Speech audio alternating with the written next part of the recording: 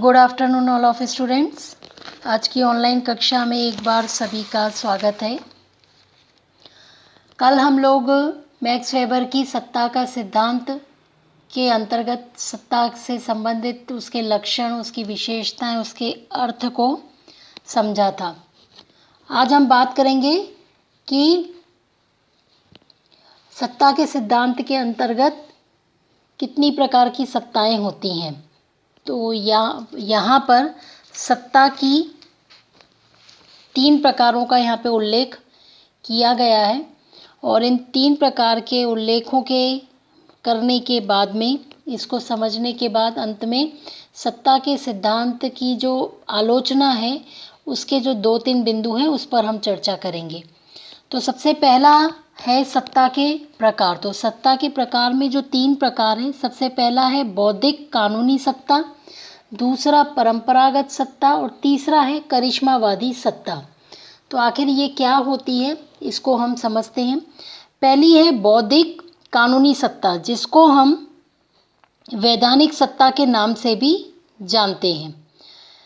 Weber के अनुसार यदि हम बात करें तो जहाँ कहीं पर भी नियमों की एक ऐसी प्रणाली जो निश्चित सिद्धांतों के अनुसार न्यायिक और प्रशासनिक रूप से प्रयुक्त होती है तथा जो एक निगमित समूह के सभी सदस्यों के लिए वैध है, वहाँ पर बौद्धिक कानूनी सत्ता होती है। अर्थात क्या कि जो बौद्धिक कानूनी सत्ता है यह एक नियमों की प्रणाली है, मतलब जहाँ पर पूरे नियम बने रहते हैं और एक निश्चित सिद्धांत होते हैं और उन्हीं नियमों और निश्चित सिद्धांतों के आधार पर ही सारा प्रशासकीय कार्य और न्यायिक कार्य होता है, वो उस नियम और मान्यता और सिद्धांतों के अंतर्गत ही होता है। और इसके जो सदस्य होते हैं, यानी इस प्रशासन के अंतर्गत या न्यायिक सत्ता के अंतर्गत जो सदस्य होते हैं, वो जो नियम हैं वो सभी समूह के जो सभी सदस्य उन्हीं के लिए वैलिड होते हैं। ऐसा नहीं है कि केवल एक के लिए है और दूसरे के लिए नहीं है। जैसे इसमें अपनी किताब में एक उदाहरण भी दिया है, नरेंद्र मोदी का ही दिया है कि उनके पास में ये जो वैधानिक सत्ता है वो उनकी व्यक्तिगत नहीं है, वो उनकी प्रधानमंत्री पद से जुड़े हुए जो नियम हैं, जो सिद्धांत हैं, उस पर इनकी सत्ता कायम होती है और वो नियम इनके लिए लागू होते हैं।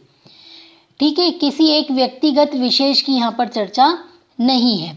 अब सत्ता के इस प्रकार में किसी भी पद की जो वैधता है, कोई भी पद है, मान लीजिए किसी भी पद है, उसकी यदि वैलिडिटी की हम बात करें तो सोच विचार कर बनाए हुए अधिकार और कर्तव्य विषयक नियमों की व्यवस्था के अंतर्गत होती है। अर्थात क्या कि ये जो भी नियम बनाए हैं कि इस पद से संबंधित क्या अधिकार होंगे, तो उस अधिकारों के विपरीत उसके साथ में हमें हमारे उस पद से संबंधित कोई ना कोई कर्तव्य भी होते हैं।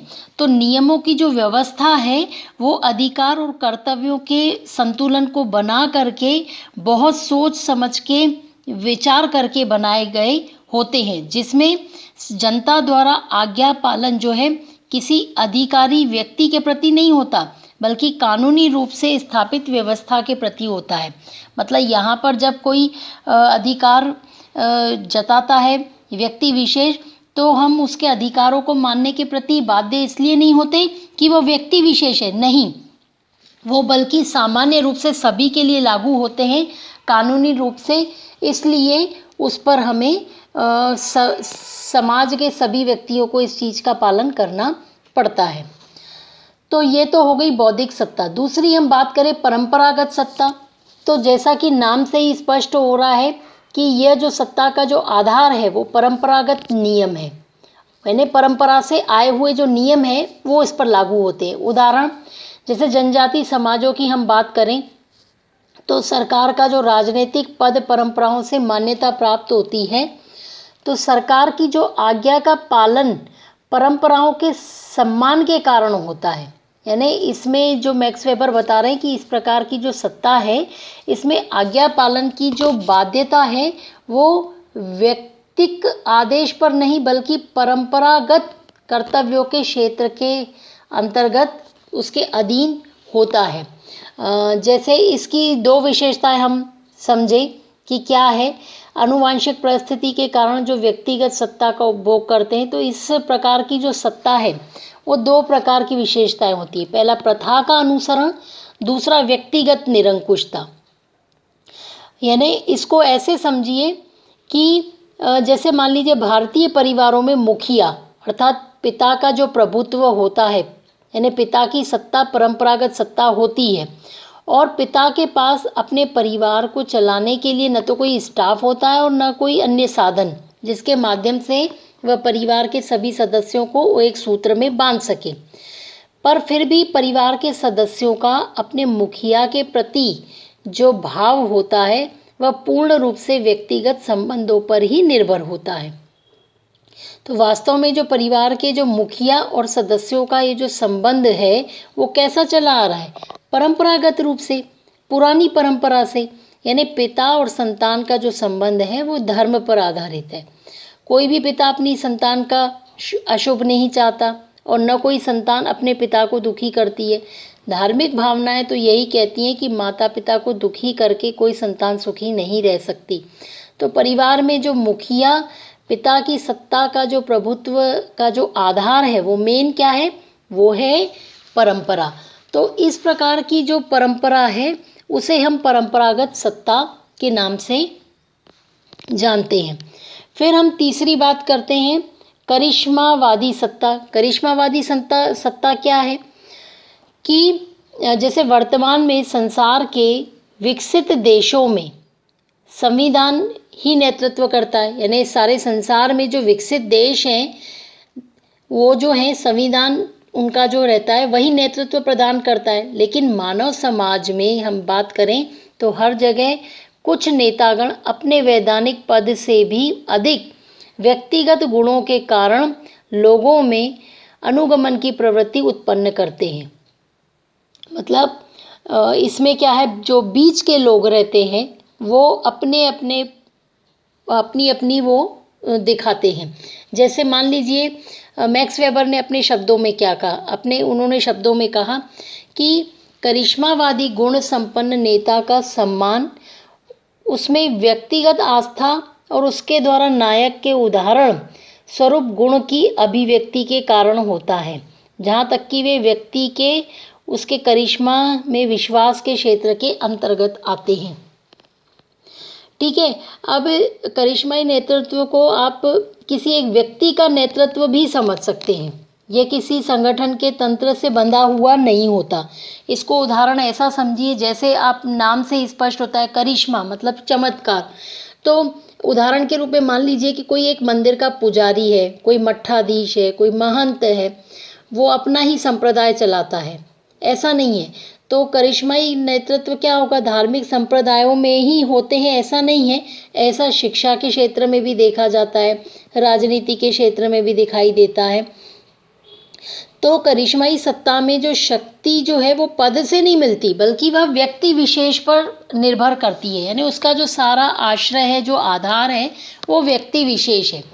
यानी उसमें जो व्यक्ति है वो स्वयं में ही उसकी शक्ति को निहित करता है। जैसे उदाहरण बाबा रामदेव, शंकराचार्य, अमिताभ बच्चन, ये सब जो है करिश्मावादी सत्ता के उदाहरण हैं। ठीक है। तो कुछ करिश्मा या चमत्कार पर आधारित होती है और न तो यह वैधानिक नियमों पर आधारित है और न ही परंपरा पर। मतलब यह दोनों सत्ताएं जो पहले दी हैं उन दोनों सत्ताओं से विपरीत है। इसमें व्यक्तित्व का जो विकास है वो व्यक्ति के ऊपर, व्यक्ति के द्वारा ही होता है। इस प्रकार की सत्ता जो है करिश्मावादी सत्ता कहलाती है। ठीक है। अब हम बात करते हैं अंत में ये तीन सत्ता के बाद में सत्ता के जो सिद्धांत दिए हैं मैक्स वेबर ने, उसकी आलोचना कई अन्य समाजशास्त्रियों ने की। तो समाजशास्त्रीय सिद्धांतों में मैक्स वेबर अपना बहुत महत्वपूर्ण स्थान रखते हैं, लेकिन फिर भी इसकी आलोचना हुई। तो एट जियोनी ने वेबर के सिद्धांत में जो प्रमुख कमियां बताई हैं वो मुख्य 3 बताई हैं। वो ये कहते हैं कि वेबर की जो सत्ता है उसका 3 श्रेणियों तार्किक, वैधानिक, परंपरागत तथा चमत्कारिक में विभाजन किया है। लेकिन वास्तव में जो सत्ता है वो अनेक मिश्रित रूप है, यानी वो केवल एक नहीं है। उसका वर्गीकरण जो है एक आदर्श प्रारूप है, न कि वास्तविक है। यानी इन्होंने जो इसका वर्गीकरण किया वो आदर्श मतलब एक आइडियल है बस, वास्तविकता में ऐसा नहीं होता, ऐसा उन्होंने माना है। यानी जो प्रैक्टिकल है वो अलग है और थ्योरी अलग है। दूसरी बात, एट जियोनी ने आलोचना में दूसरा बिंदु ये बताया कि जो संगठन की संरचना की प्रकृति है, इसके आधार पर उन्होंने कहा कि जो प्रत्येक सत्ता है वो निरंतर रहती है, और जो संरचना की प्रकृति में हम परिवर्तन की बात करते हैं तो परिवर्तन से सत्ता के स्रोतों में भी परिवर्तन हो जाता है। अर्थात सत्ता बदली तो कानूनी सत्ता, चमत्कारी सत्ता, परंपरागत सत्ता सब बदल जाए, ऐसा हो, लेकिन ऐसा होता नहीं है। तो इस प्रकार से वो भी एक आलोचना का बिंदु है। तीसरी, एट जियोनी ने जो मैक्स वेबर के इस मत से भी सहमत नहीं है कि चमत्कारी सत्ता केवल उच्चतम पदों पर नियुक्त व्यक्तियों के पास ही होती है, ऐसा उनका कहना है। क्योंकि वेबर ने इस सत्ता का स्रोत व्यक्तिगत गुणों से माना है। इसलिए जो यह सत्ता है किसी व्यक्ति के पास हो सकती है, चाहे वह उच्च पद पर नियुक्त हो या निम्न पद पर नियुक्त हो सकता है। निम्न पदों पर नियुक्त व्यक्ति भी अपने व्यक्तिगत गुणों के आधार पर ऊंचे पदों पर नियुक्त व्यक्तियों को प्रभावित कर सकता है, ऐसा इन्होंने माना है। तो एंटोजियोनी ने आलोचनाओं के बाद भी मैक्स वेबर का जो सत्ता का सिद्धांत है उसके बावजूद भी समाजशास्त्रीय सिद्धांतों में एक मुख्य स्थान रखता है। तो यहाँ हमारा मैक्स वेबर का सत्ता का सिद्धांत पूर्ण हो जाता है, जिसके अंतर्गत हम सत्ता का अर्थ क्या है, सत्ता के लक्षण क्या हैं, सत्ता की विशेषताएं, सत्ता के प्रकार और सत्ता के सिद्धांत की आलोचना। तो यहाँ आज हमारा मैक्स वेबर की सत्ता का सिद्धांत का पूरी यूनिट समाप्त होती है। अगली कक्षा में हम अगली यूनिट पर आएंगे। तब तक के लिए धन्यवाद।